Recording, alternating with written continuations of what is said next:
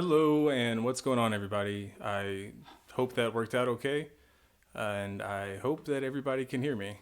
If you can hear me, thumbs up in the chat, or if you can't hear me, yell at me as usual. You know the drill. Are we good? Are we no good? Ooh, don't do that. Don't do that, Jim. Let's see. Oh, why is this here? That wasn't supposed to be there. Get back. Okay, I don't know what I did, but I messed something up. Anyways, hello everybody, and thanks again for being so patient with me. It's been a while since I've been back, so I'm kind of trying to get back into the groove of things. Yeah, you can hear me good for the first time. Okay, so I didn't mess that up. Okay, so I made this video. Well, I didn't make this video, obviously. About the Gospel of Mark, the disputed portions of the Gospel of Mark, and I'm going to mention some other things. The original version of the Gospel of Mark may have ended at Mark 16:8. This point is not disputed by Christians, as multiple versions in English of the Bible explicitly state that the earliest manuscripts and some other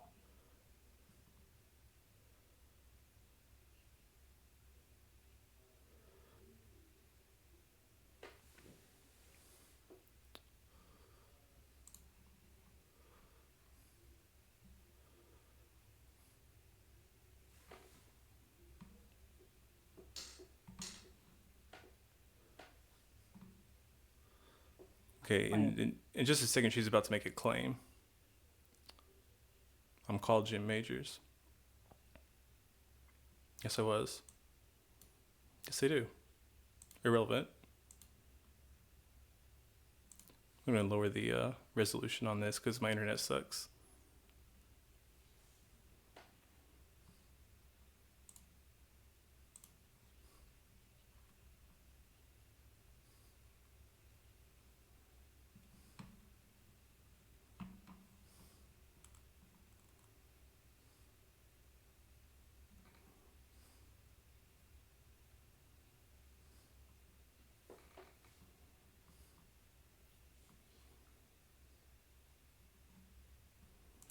Oh, okay. You can't hear SJ. Okay, hang on. Let me fix this. Oh, I think it's because I have my. Duh, it's because I have these plugged in. My bad, guys. Okay, here we go. he comes in his glory of his Father with the angels. It's okay, you didn't miss much. Later Gospels is supposedly an embellishment by others. You missed the good parts. State that the earliest manuscripts and some other ancient witnesses do not have the verses 9 through 20. Atheists use this point to claim that author of Mark did not believe Jesus resurrected. They also note that many theologians, including Christians, believe the Gospel of Mark was the first of the 4 Gospels to be written. So the addition of the resurrection in later Gospels is supposedly an embellishment by other authors. Yet evidence all throughout the Gospel of Mark contradicts their claims. I know an atheist who's called Jim Majors, and he was once the president of the Atheist Republic, which apparently has 2.2 million followers. On social media, I asked him whether the Gospel of Mark provides sufficient evidence of Jesus' divinity. Well, of course, being an atheist, he responded that he did not believe so. In fact, I'll quote him directly. He says, Jesus, like John the Baptist, seemed to be an apocalyptic prophet who believed the end was imminent, hence the Son of Man references. He could only be argued as going as far to say that he's the Son of Man, but he doesn't seem to make the distinction that it is him in the textual tradition. Mark 8:38, for instance, says, "For whoever is ashamed of me and my words in this adulterous and sinful generation, of him will the Son of Man also be ashamed when he comes in his glory of his Father with the angels." It seems that the Christology implied by Christians was a later Hellenistic influence. He doesn't want Peter telling anyone that Jesus is the Messiah or the Anointed, which was most likely being intended in the Jewish Messianic political sense. The author of Mark also doesn't seem to understand the prophecy and traditional perceptions of Zechariah surrounding the triumphal entry into Jerusalem. He begged God to take the cup from him. He didn't want to die. We also don't have any accounts of the risen Jesus before 16:9. Additionally, there seems to be several issues in the early textual history of Mark 1:1 and the claim of Jesus being the Son of God. So I'm going to address each of these points in the next few minutes. So if you please. Okay, so just to start off with, to give everybody some context, a while back, apparently it was September 28th, so this is a month old. Uh, she was working on an answer to something and asked how I would answer it. She said, if we only had the gospel according to Mark and its ending at 16:8, which was its original ending, the long ending is a later edition. It says, she said, would we have enough to give evidence of Jesus' divinity? So her question is, if we only had the original ending at 16:8, would we have enough to give evidence of Jesus' divinity? I answered that question. This is my written answer. Granted, it was Twitter, so it didn't allot for a whole lot. She said that atheists use this point to claim that the author Mark did not believe Jesus resurrected. They also note that many theologians, including Christians, believe the Gospel of Mark was the first of the four Gospels to be written, so the addition of the resurrection in later Gospels is supposedly an embellishment by other Gospels. Yet evidence all throughout the Gospel of Mark contradicts their claims. So SJ says that she asked me whether the Gospel of Mark provides sufficient evidence of Jesus' divinity. And of course, being an atheist, he responded he did not believe so. Which is what is not the question that she asked me. Is she didn't ask if the Gospel of Mark provides sufficient evidence of Jesus' divinity. She asked me if we only had the Gospel according to Mark and its original ending at 16:8, would we have enough to give evidence of Jesus' divinity? So I said, I don't believe so, and I made some claims that, as she said, she was going to address. One being that Jesus was an apocalyptic prophet who believed that the end was imminent, hence the Son of Man references. Two, that he could only be argued as going as far to say that he's the Son of Man, but he doesn't seem to make the distinction that it is him in the textual tradition. Mark 8:38, for instance, says, "For everyone who is ashamed of me and my words in this adulterous and sinful generation, of him will the Son of Man also be ashamed when he comes in the glory of his Father with the holy angels."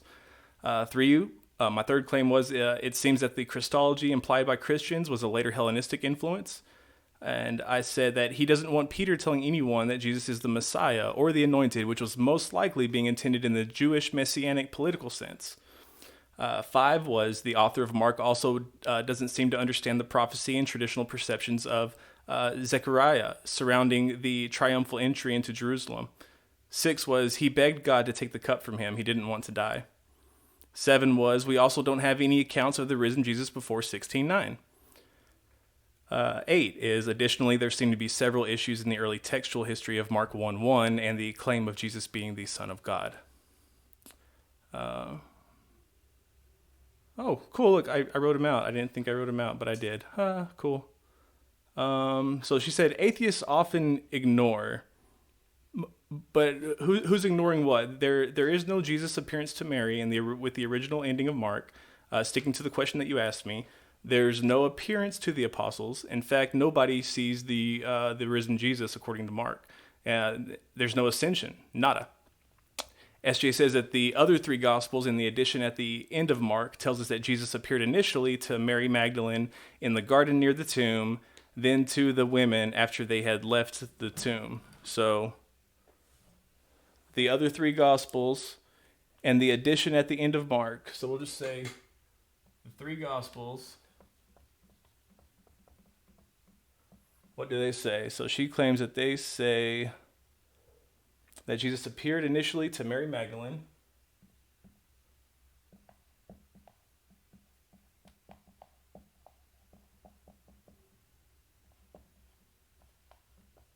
Appeared to Eminem and in the garden near the tomb, and then to the women after they left the tomb. Okay, so they appeared to Mary Magdalene in the garden near the tomb. So in the garden near the tomb. And two was that appeared to the women. I'm guessing she means the other women after they had left the tomb. But I'm not going to take words or put words in her mouth, so I'm going to just, as she says, it appeared to the women after they had left the tomb.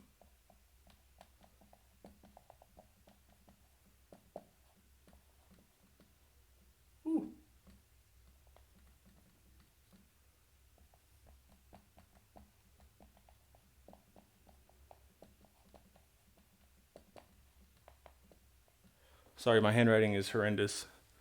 Okay, so just so we have that down. So Jesus appearing initially to Mary Magdalene in the garden, and Jesus appearing to the women after they had left the tomb. Okay, let's roll the tape. Let's see how much further she goes. Ignore the information provided in the final verses of Mark when they make that claim specific to Jesus' resurrection.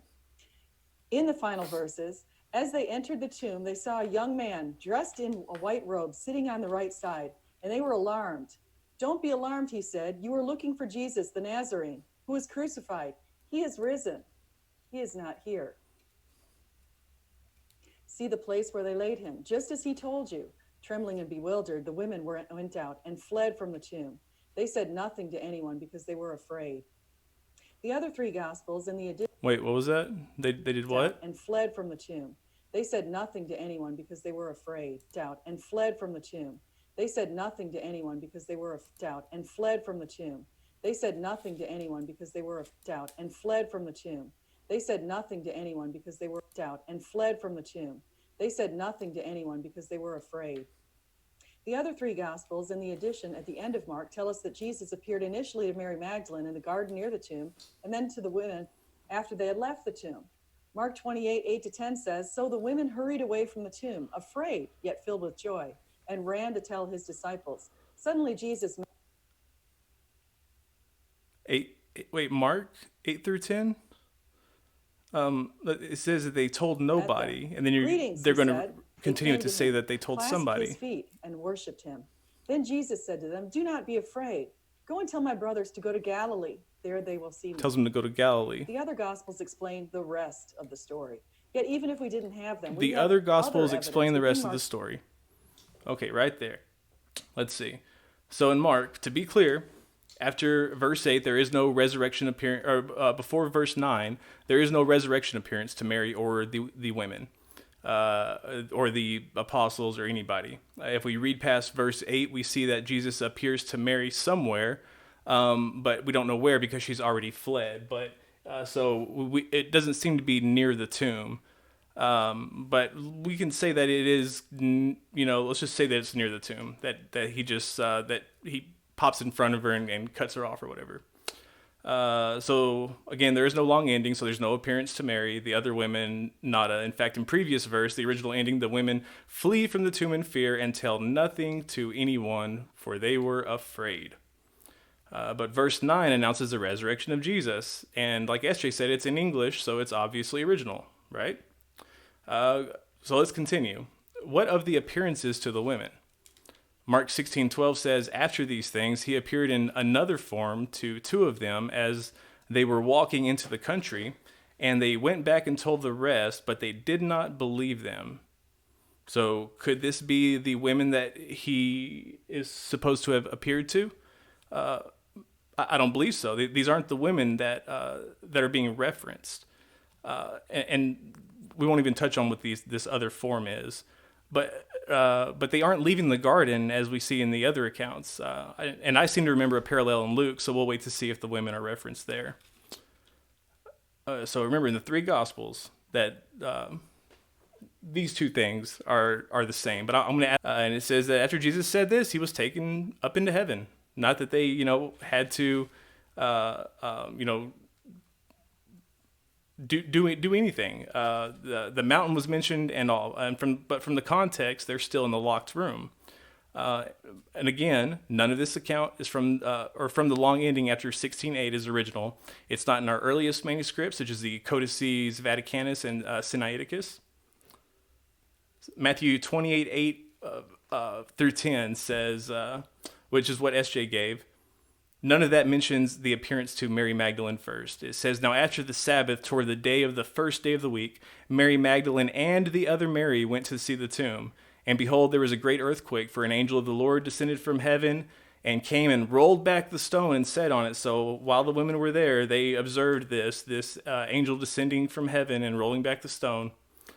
Singular angel sitting on top of the stone, and the guards trembled and became like dead men, so maybe they fainted.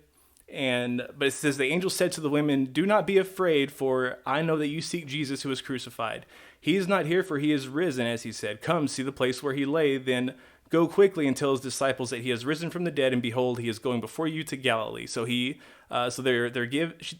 women are given the instruction to tell the disciples to meet Jesus in Galilee, and there they will see him. So they departed quickly from the tomb, the women, Mary and the other Mary, with fear and great joy, and ran to tell his disciples. And behold, Jesus met them and said, "Greetings." So he did not appear to Mary Magdalene in the garden near the tomb. It says that Jesus met them after leaving the tomb. So there's no initial appearance to Mary. They came up to him and took hold of his feet and worshipped him. Then Jesus said to him, "Do not be afraid. Go and tell my brothers to go to Galilee, and there they will see me." And verse 16 tells us that they did indeed go to Galilee. So this time they listened. So there's no appearance to Mary in the garden. Jesus appears to them, whoever they are, after the women run from the tomb and had told the disciples. We assume that it was the two Marys. And the disciples do go to Galilee. So on to Luke, because why not? It starts at 23:55 and it goes through chapter 24. I'm just going to touch on the important parts. It says, the women who had come with him from Galilee, that's important, followed and saw the tomb and saw how his body was laid. Then they returned, so we're assuming that all of them had returned, and prepared spices and ointments. On the Sabbath they rested according to the commandment. But on the first day of the week at early dawn, they went to the tomb. So again, they're going back. We're assuming it's the same group. And they found the stone rolled away from the tomb. So they found the stone like this. Nothing about an angel descending from heaven and rolling it back. And they go inside, and they don't find the body of Jesus, but there's no explanation or... The tomb! What?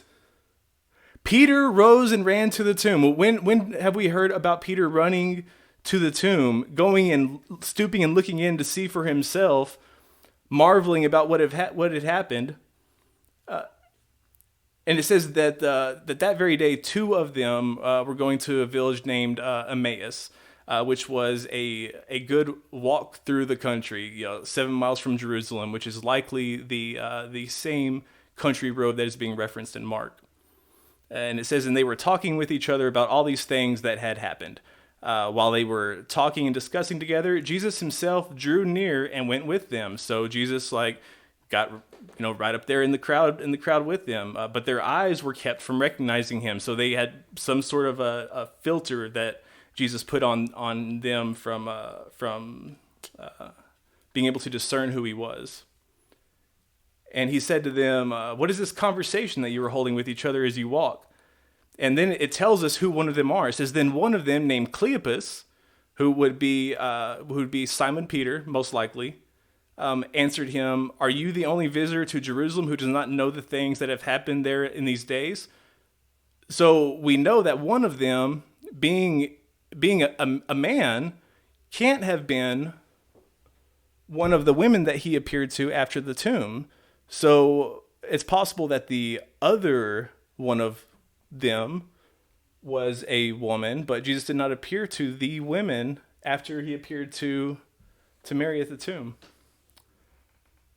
And he goes on to have a conversation with them, just a full-blown, hey, how you doing conversation, nice to meet you, my name's Chuck. And then Jesus basically just catfished them. They got all the way to the village, so a 7-mile walk. So they're walking almost all day, right? And so he acted as if he were going further, but they were like, no, why don't you just stay with us? It's getting late. You can eat with us, whatever. So he went in and stayed with them. It says when he was at the table with them, he took out bread and blessed it and broke it and gave it to them. So now they're having dinner with Jesus in Emmaus. But we haven't heard of this before.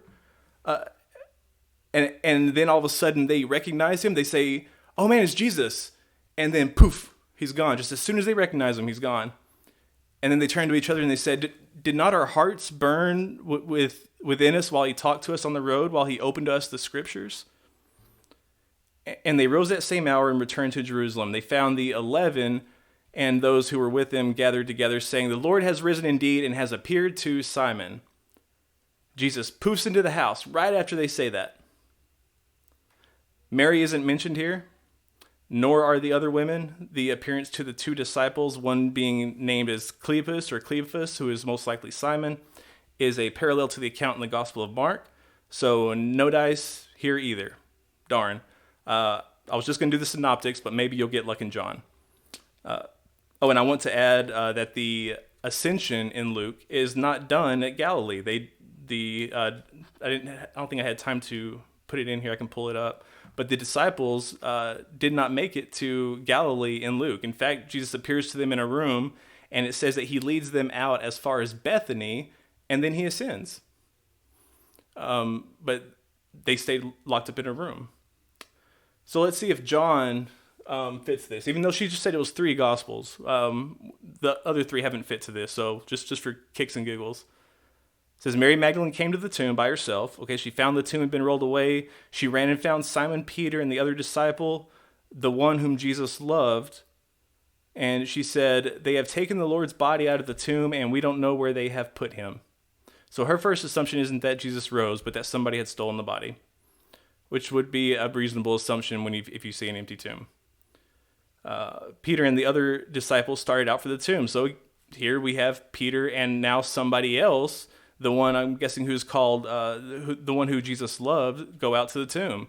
The other disciple outran Peter and reached the tomb first. So Peter's not the one to stoop and poke his head in, but it's the other disciple. Then Simon Peter got there after, and he didn't just poke his head in, but he goes inside. He notices the linen wrappings lying there, and the cloth that was covering Jesus' head was folded and lying apart from the other wrappings. The disciple who had reached the tomb first also went in after Simon Peter, and he saw and believed. For until then, they still hadn't understood the scriptures that Jesus said Jesus must rise from the dead. Then they went home. So we have Mary standing outside of the tomb crying in verse 11.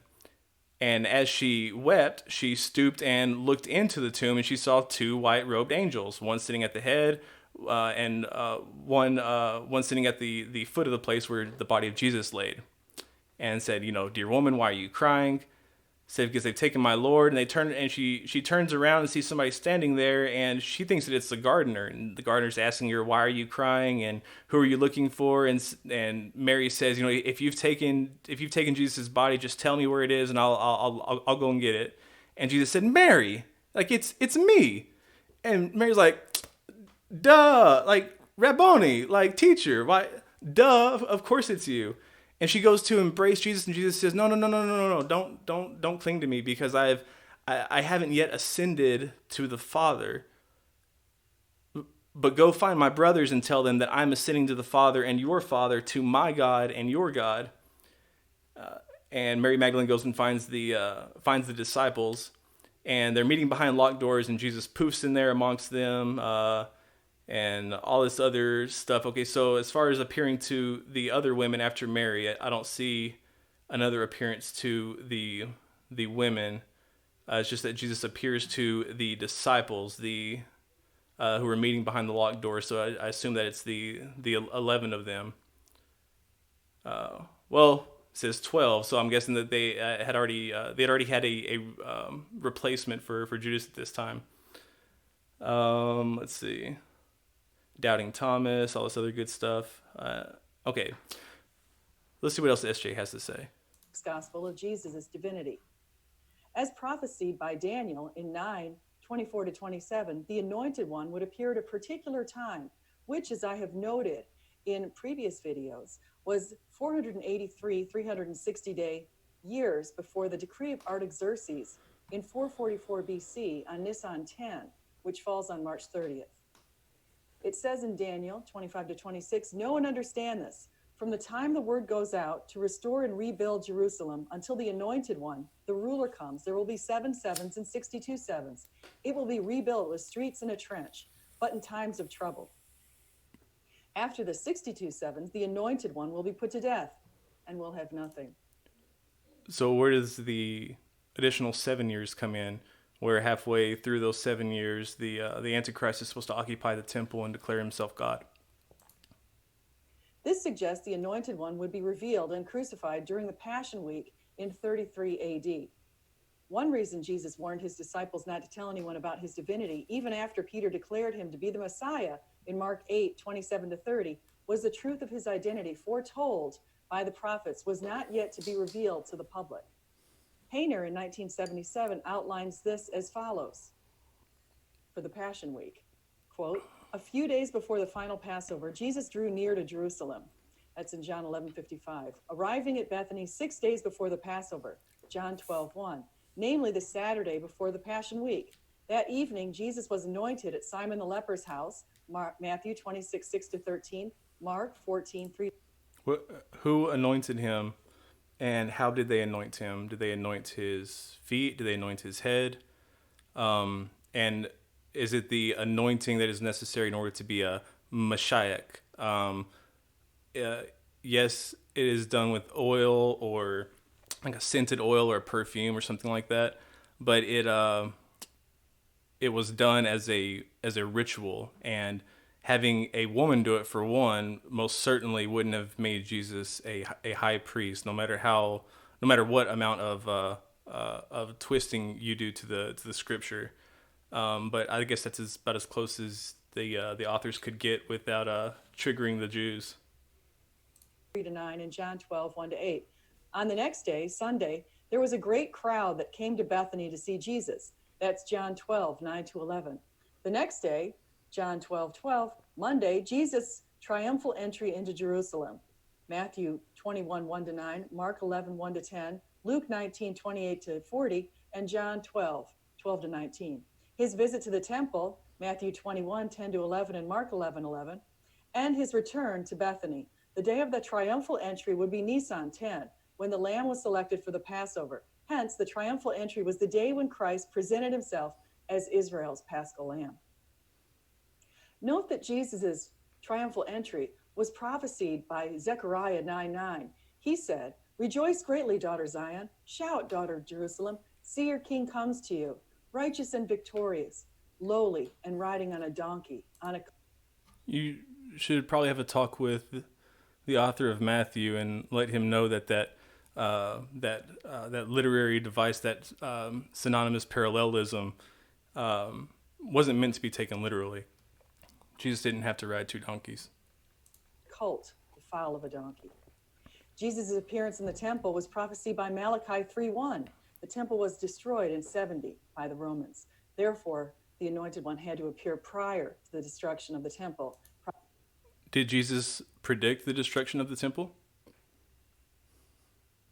Prophesied in Malachi 3:1, as it says, I will send my messenger who will prepare the way before me. Then suddenly the Lord you are seeking will come to his temple. The messenger of the covenant, whom you desire, will come, says the Lord Almighty. Pastor Mike Winger pointed out other interesting evidence to support Jesus' divinity based on a time when Jesus calmed a storm. According to Mark 4:37-41, a furious squall came up and the waves broke over the boat, so that was nearly swamped. Jesus was in the stern, sleeping on a cushion. The disciples woke him and said to him, Teacher, don't you care if we drown?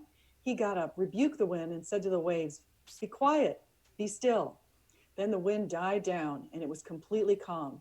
He said to his disciples, why are you so afraid? Do you have no faith? They were terrified and asked each other, who is this? Even the wind and the waves obey him. There's an interesting a story in the Homeric epics. I want to say it's in the Odyssey where Odysseus has in a bag the winds of the four corners of the earth, I believe is what they call it. And while he is sleeping in the stern of the boat, his crew, curiosity getting the better of them, didn't trust that their captain wasn't keeping something from them. So they go and they open up the bag and expose the four winds of the winds of the four corners of the earth, and it blows them off to an uncharted island and shipwrecks them, and just totally screws up the whole trip. Like I believe they were about to head back home, and he kind of rebukes them in the same way. He says, ye of little faith, you should have trusted me. So there's a 5:7 and 147:8, Jeremiah 10:1 and 10:13, and Jonah 1:4 and 4:8.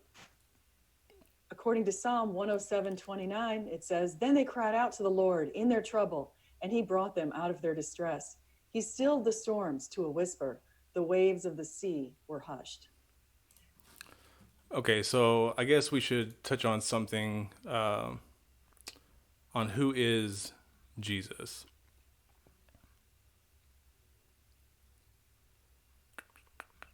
Let's see. Pardon me. And by the way, if you guys have any questions or whatever, just tag me or whatever. SJ, I noticed you're here. Thank you so much for joining. As a matter of fact, yeah, let me give my people some love. Let me give y'all some shout outs. Hang on a second. We got IQ, Inquisitive Quandary in the house. Amateur Exegete, what's up, my man? Steven Steen, go play in traffic. Nerdy Rodent, hey, how you doing? SJ Thompson, again, good to see you. Let's see here. We got Topic Thunder, hello, ma'am. Critical Cripple, how's it going?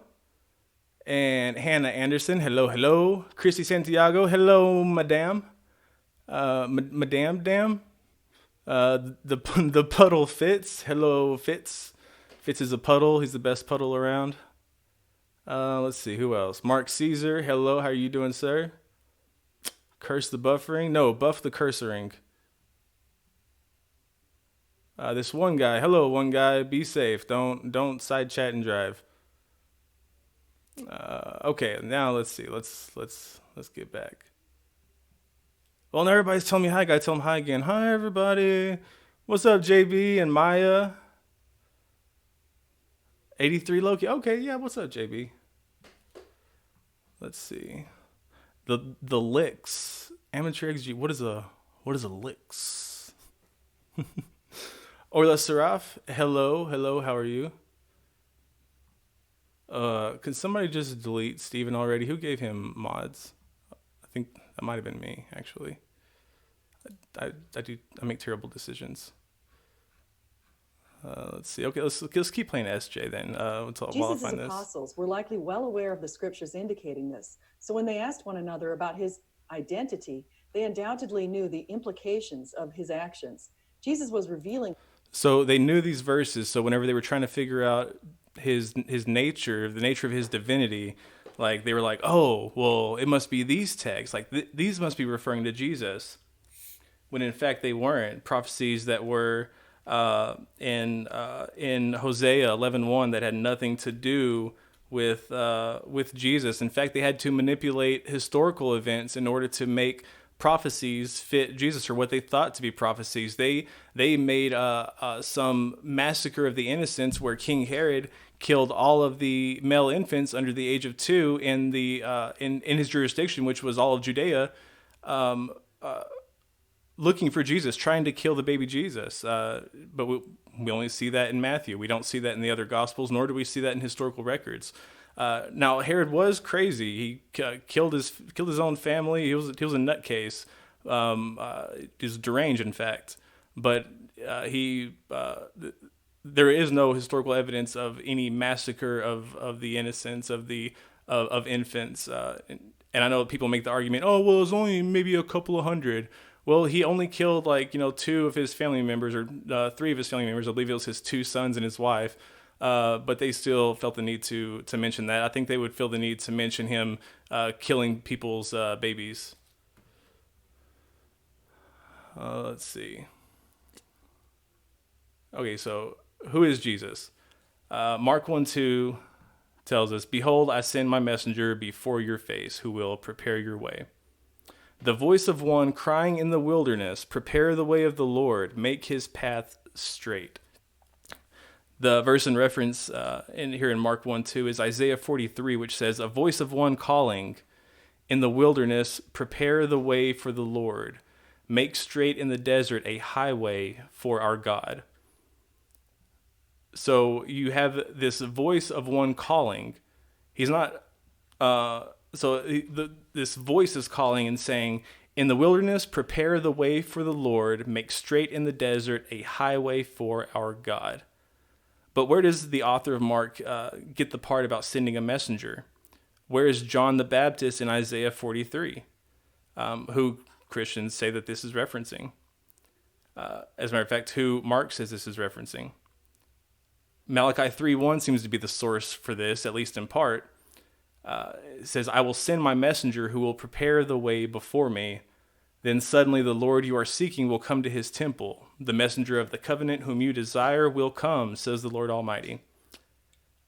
So it's really, actually, this is really, really interesting because instead of taking credit for both of these prophets, they only give credit to one, even though they are deriving from two different sources. And again, they're deriving from two different sources, which have nothing to do with Jesus.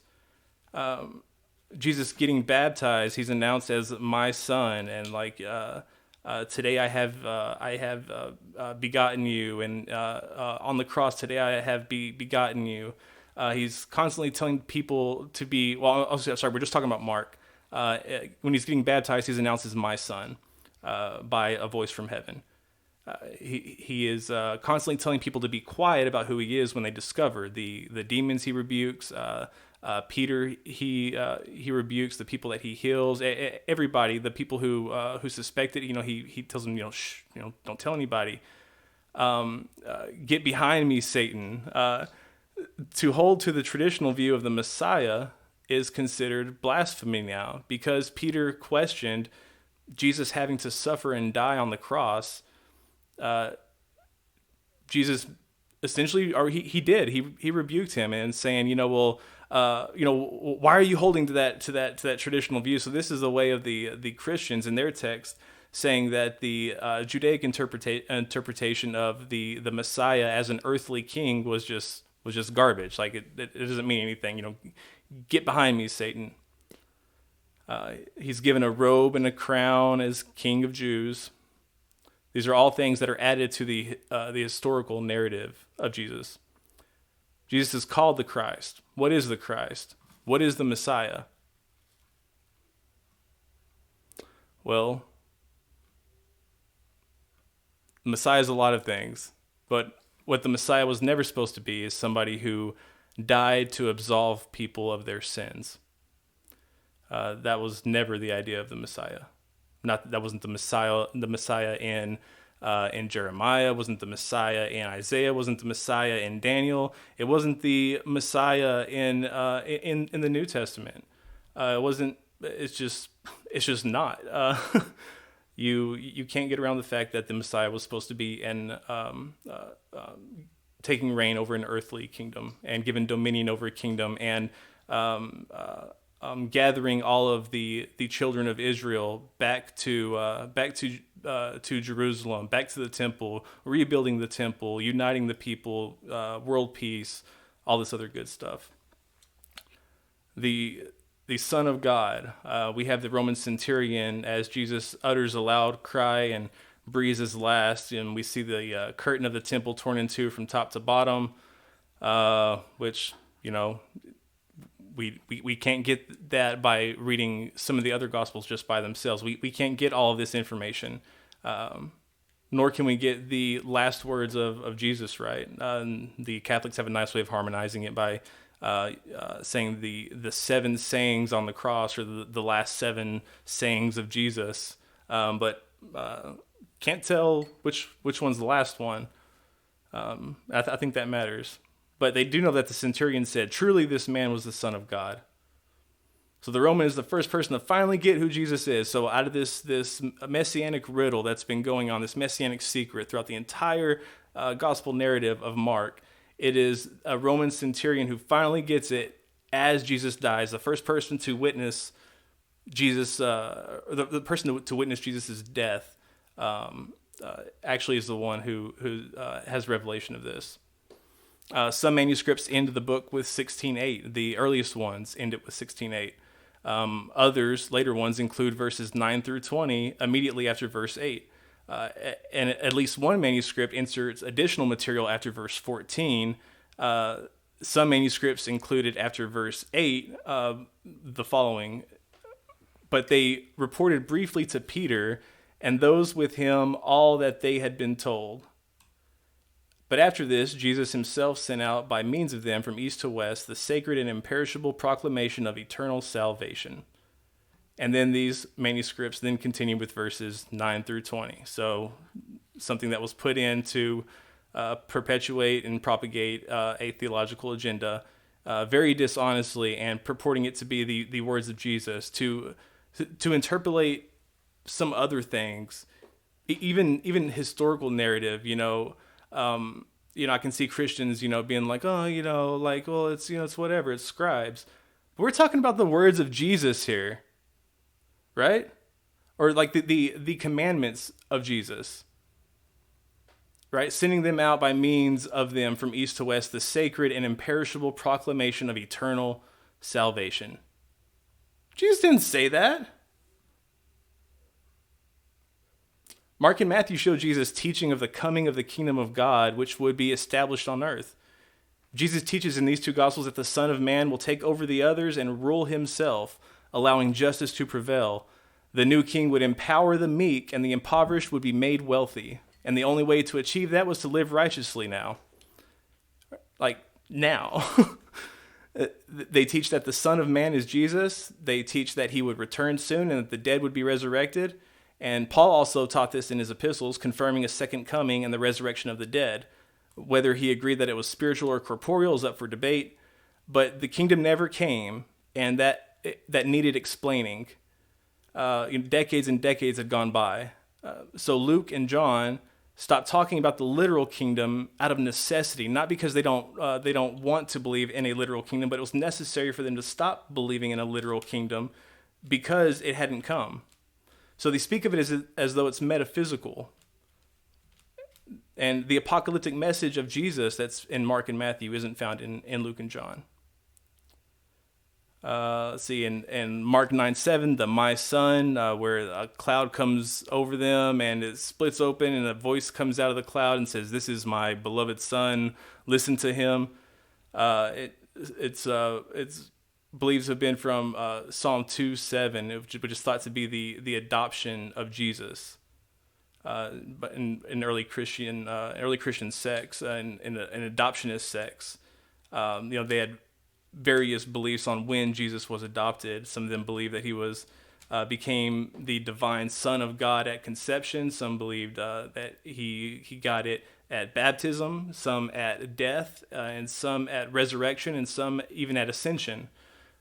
So there was no solidified belief on the divinity of Jesus, or even his nature. Whether or not it was co-eternal with God. Let's see. Oh yeah, let's see. The today I have begotten you is not found in Mark 9:7. The earliest manuscripts and many other ancient witnesses do not have John 7:53 through 8:11. A few manuscripts include these verses wholly or in part after John 7:36, John 21:25, Luke 21:38, or Luke 24:53. Okay, I think that I might have talked past SJ a little bit. Okay, let's just cover this real quick. So the Son of Man. There was no discernible capitalization in the Greek. Technically, it originally was capitalized, like all of it, no spaces either. But there was a way to designate proper nouns and improper nouns, and the English translations often unjustifiably make proper nouns when they shouldn't be making proper nouns. Let's see. Okay, so there's usually two definite articles, the son of the man. The second "the" is removed in English, however, and son and man are capitalized. But the original meaning of somebody who was called the son of the man was just a human, just an average Joe, just one of us, right? So who does that refer to? Who does the son of the man refer to? Well, Jesus referred to himself as that. So prophecies about Jesus in Mark, Mark 15:24, it says they crucified him and divided his garments amongst them, getting it from Psalm 22:18. It says they divide my garments amongst them, and for my clothing they cast lots. the people deriding him and the scribes mocking him, saying that he cannot save himself. Comes from Psalm 22, 7 through 8. Says they wag their heads, they mock me. He trusts in the Lord, let him deliver him, let him rescue him, for he delights in him. My God, why have you forsaken me? The last words in Mark. Let's see. So Mark actually quotes Jeremiah, and the verse that he has him quoting is very similar and very close to the verse that Josephus has Jesus ben Ananias quoting. Both of them preaching daily in the temple, both of them predicting the temple's destruction, both of them being imprisoned, et cetera, et cetera. Both of them even being killed by Jews, you could say. He was killed by I believe it says he was killed by catapults. It's kind of a badass way to go out, I guess.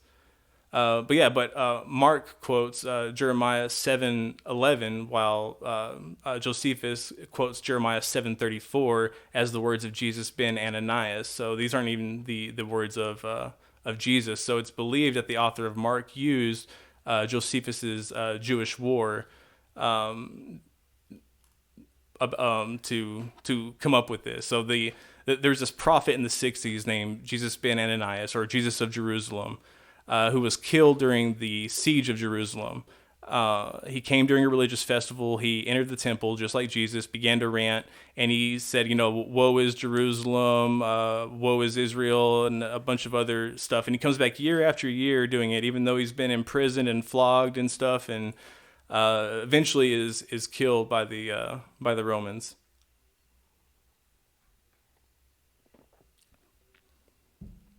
Let's see.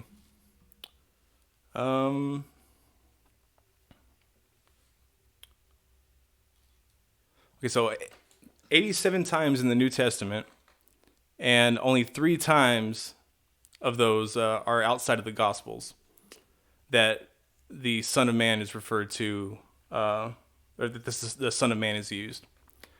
That's in the New Testament. But in the Old Testament, it appears 107 times. And in Hebrew, they use the word ben Adam, or ben Adama. 93 times of it is in Ezekiel, but all of these meaning just the son of a human being. Ezekiel 2:1, it says, "Son of man, stand up on your feet, and I will speak to you." Ezekiel 2:3 says, "Son of man, I am sending you to the Israelites, to a rebellious nation." But they didn't capitalize the M. That's strange. I wonder why they didn't do that. They capitalized the S because it was the beginning of a sentence, and that's just good grammar, right? Don't want to be rude. Let's see. Daniel 7:13, it says, "There before me was one like a son of man," meaning that he had a human appearance. That he looked like a human. He was like a human, coming with the clouds of heaven. Let's see.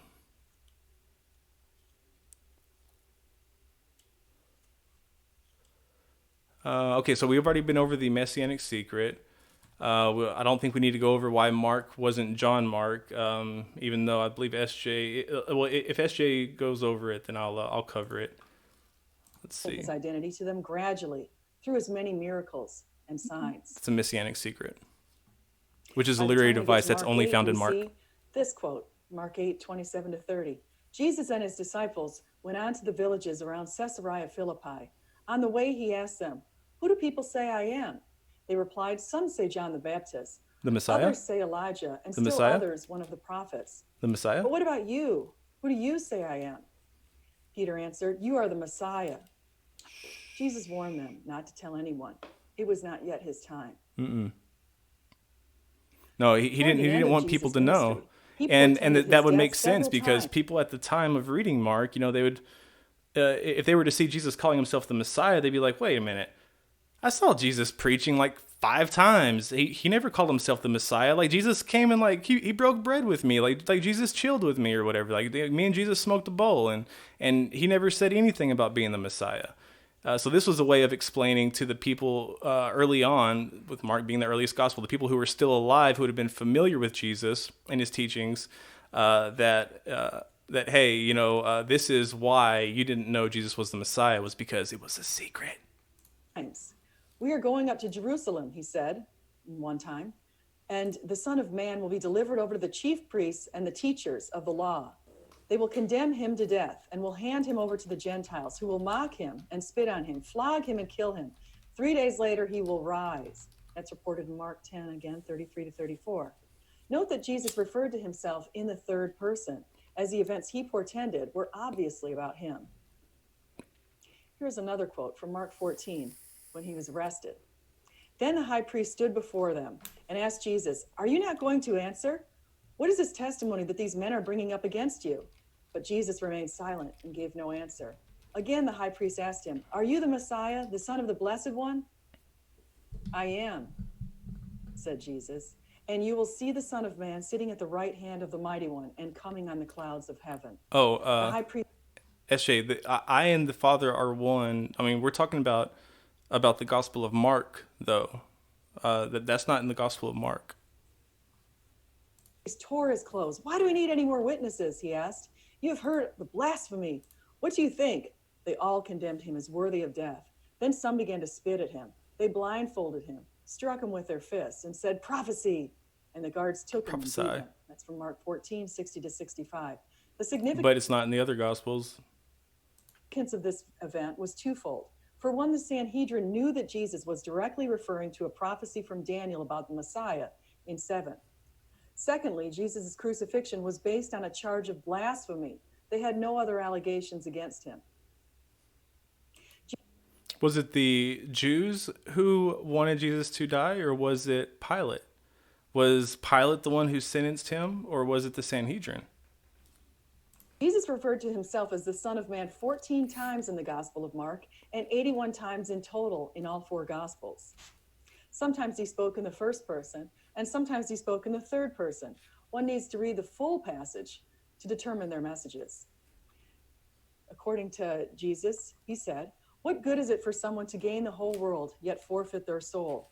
Or what can anyone give in exchange for their soul? If anyone is ashamed of me and my words in this adulterous generation, the Son of Man will be ashamed of them when he comes in his Father's glory and the holy angels." And he said to them, "Truly I tell you, some who are standing here will not taste death before they see that the kingdom of God has come with power."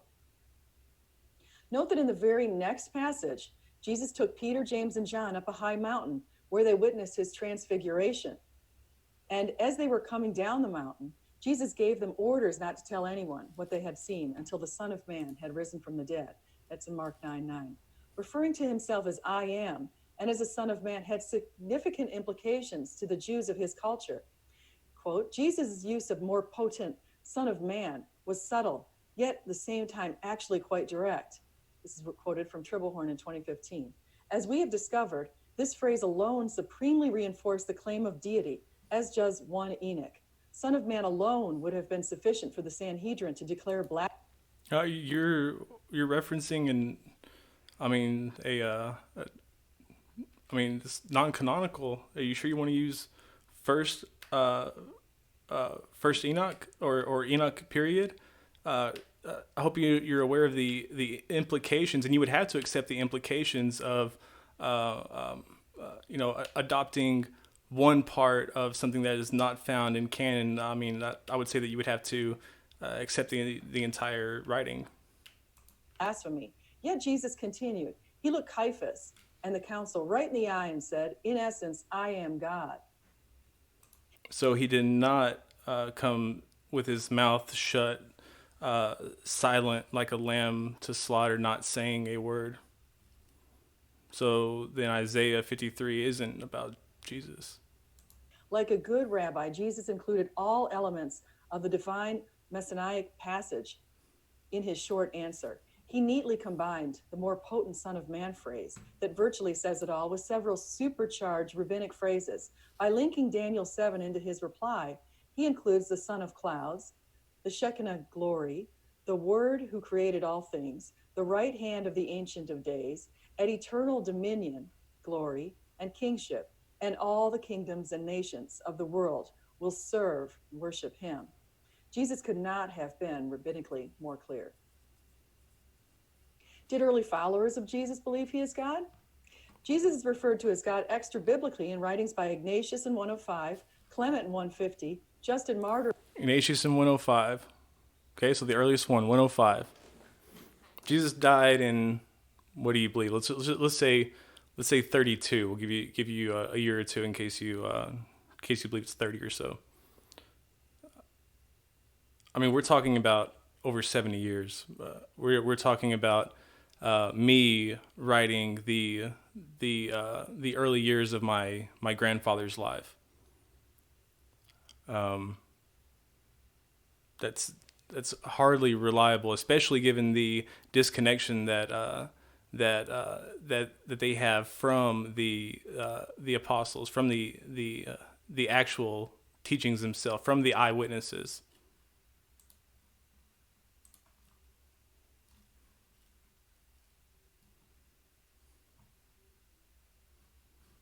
In 160, Irenaeus in 180, Tertullian in 200. 180 and 200. So I mean, we're talking 150 and 200 years. 150, 170 years after the death of Jesus. I mean, that's like me writing about something that's really freaking old. Origen in 225, Novatian in 235, Cyprian in 250, Methodius in 290. That's at that point, SJ. Once you starting at 100, once you start at 70 years past it, you can name 100 different people, and you're up to the 5th century already, and I still got fingers left, and I mean that is the definition of unreliable. 90, Lactantius At the very least, questionable. In 304, and Arnobius in 305. Note that these were all prior to the Council of Nicene, when some skeptics, such they were all prior to the Council of Nicaea? All of them? as Dan Brown in the Da Vinci Code, make a claim that it is first determined at that point that Jesus is divine. That's hardly the case. If the gospel authors were merely fabricating their stories, including numerous examples of embarrassing testimony, seems unlikely. Mark reported that his friend Peter denied Jesus 3 times after Jesus had been resurrected in 14:27-31. Mark reported that Jesus' mother and brothers tried to stop him in Mark 3:31-35. He also reported that Jesus was without honor in his hometown and among his relatives and in his own home, Mark 6:4. And that Jesus couldn't perform miracles in his hometown, Mark 6:5. Why couldn't Jesus perform miracles in his hometown where people knew him? But the story of Joseph of Arimathea may be the most embarrassing testimony. Quote, Joseph of Arimathea, a prominent member of the council, who was himself waiting for the kingdom of God, went boldly to Pilate and asked for Jesus' body. Pilate was surprised to hear that he was already dead. Summoning the centurion, he asked him if Jesus had already died. When he learned from the centurion that it was so, he gave the body to Joseph. So Joseph bought some linen cloth, took down the body, wrapped it. You're right, this is embarrassing. It's embarrassing to think that a Roman ruler would allow a body to be taken down just to satiate, just a Jewish ritual. They don't care. They don't care. We only have one other account of somebody being taken down off a cross, and it's by Josephus. And it's only because we're talking about Josephus's friends. I believe there were 2 people that were taken down. One of them died. One of them ended up living either for a while and died, or he ended up making a recovery. But it's because they were friends of Josephus, and they were up for like 4 days, I believe.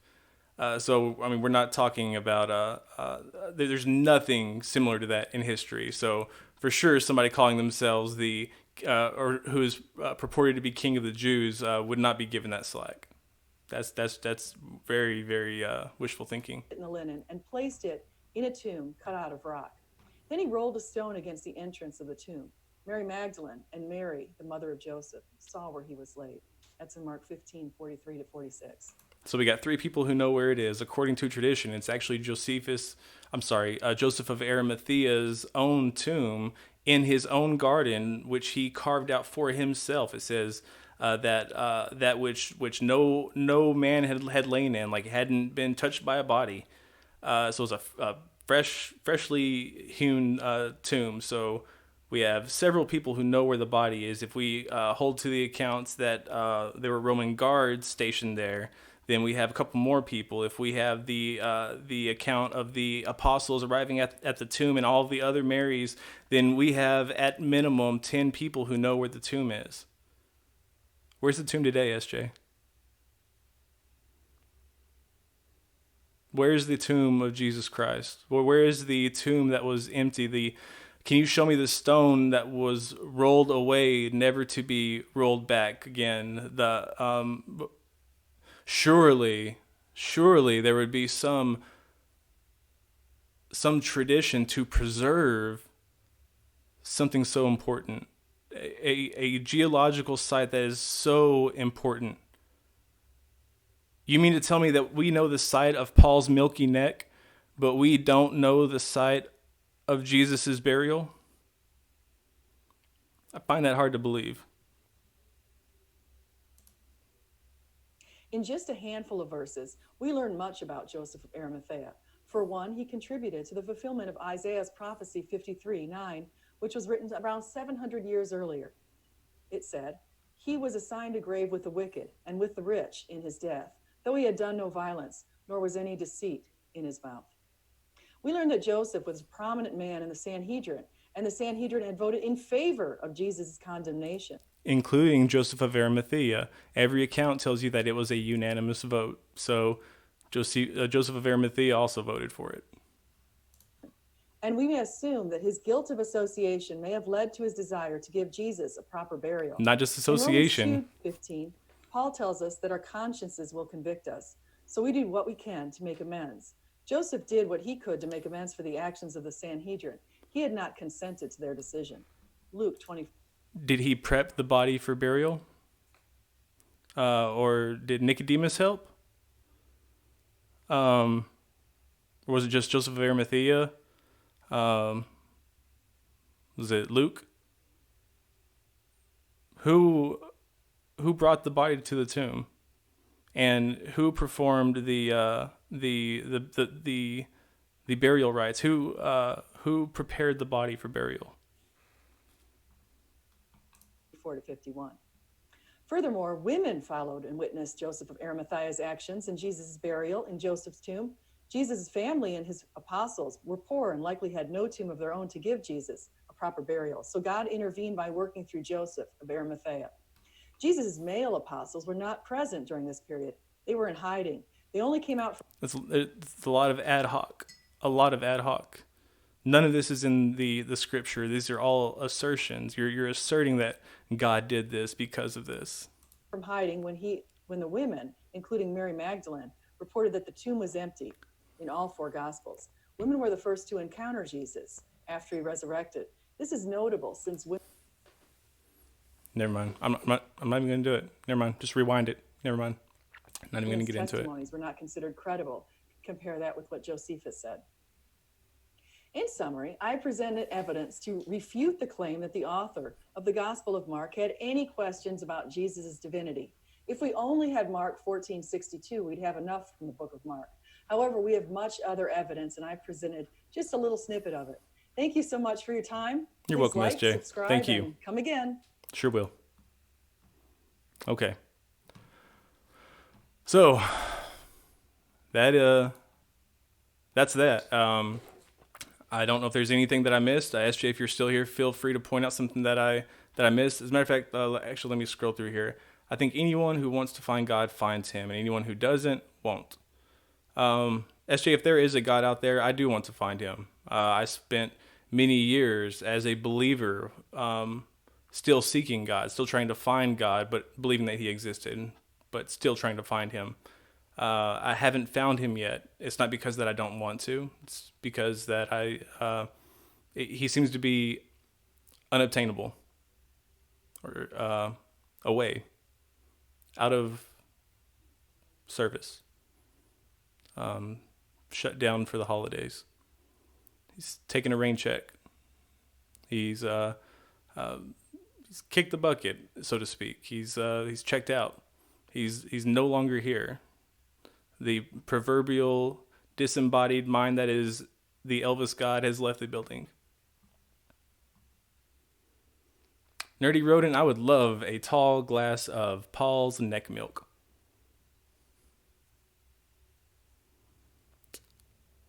Hannah Anderson, yes, he is elusive like the flat earth. The flat earth and God must be sponsored by Pam because they are slippery as all shit. Yeah, Hannah Anderson, I also agree with you. I do believe that Jesus was tossed into a common grave. Was the typical form of disposal of criminal bodies, whatever their form of execution was. Let's see. Let me see if I missed anything from SJ. SJ, if I missed anything, please feel free to ask me so I can answer it in the video.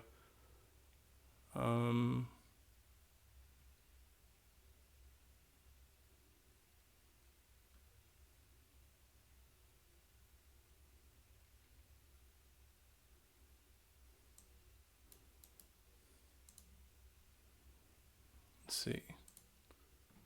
I don't think that there is anything else. Let's see. Okay. Well, thank you all so much for joining. I know this is kind of an impromptu stream and kind of weird and not put together and not prepared and all other kinds of unprofessional fun stuff.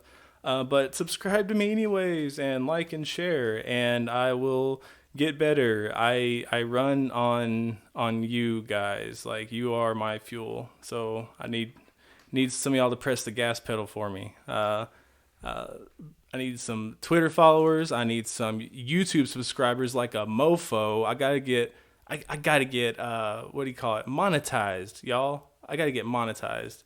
Like now. Like now. If you want to donate, I will leave a link in the chat. I think this is okay. Well, this is my email, and you can send me donations via PayPal. I would greatly appreciate any help if you can. If you can't, then I will appreciate a share.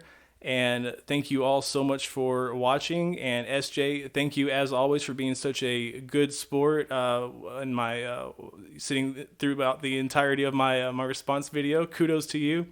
And you all have a wonderful night. Love you guys. Bye.